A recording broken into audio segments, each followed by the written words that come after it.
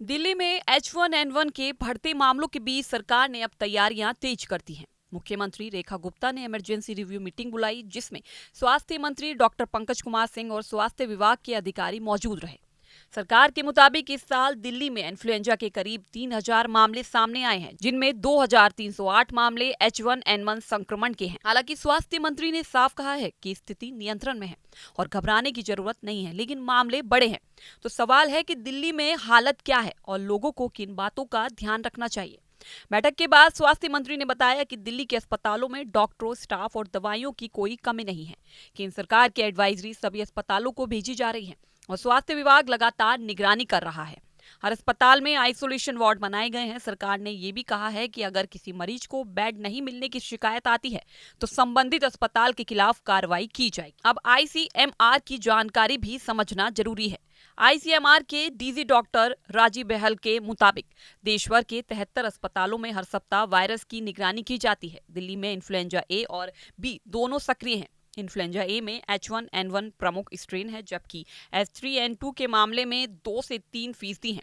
Influenza B का Victoria strain भी सक्रिय है। वहीं कोविड यानी SARS कोविड-2 अभी मौजूद है, लेकिन इसके मामले घट रहे हैं। H1N1 को लेकर आईसीएमआर ने ये भी साफ किया है कि ये कोई नया वायरस नहीं है। यही वायरस 2009 में सामने आया था और अब ये सामान्य सीजनल फ्लू का हिस्सा बन चुका है।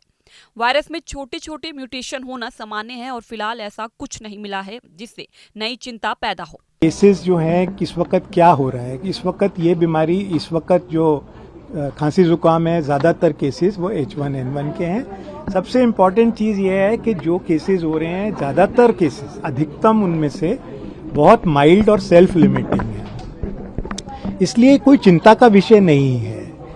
और ना ही हम सभी को टेस्ट कराने की आवश्यकता है कि किसको कौन सी खांसी जुकाम है, क्योंकि उसका तभी तात्पर्य निकलता है, तभी उसका मतलब होता है कि जब उसका हमें कुछ इलाज करना हो।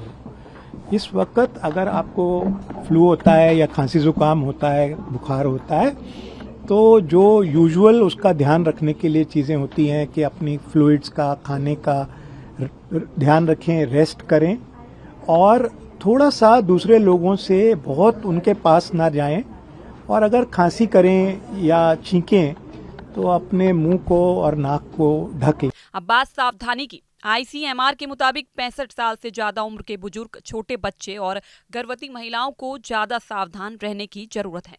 H1N1 में आमतौर पर बुखार, खांसी, गले में खराश, सिर दर्द, शरीर में दर्द और थकान जैसे लक्षण हो सकते हैं। ऐसे लक्षण होने पर 2 से 3 दिन आराम करने, हाथ नियमित रूप से धोने और खांसते छींकते समय मुंह ढकने की सलाह दी गई है। बीमार व्यक्ति से दूरी बनाए रखें और डॉक्टर की सलाह के बिना एंटीबायोटिक ना लें।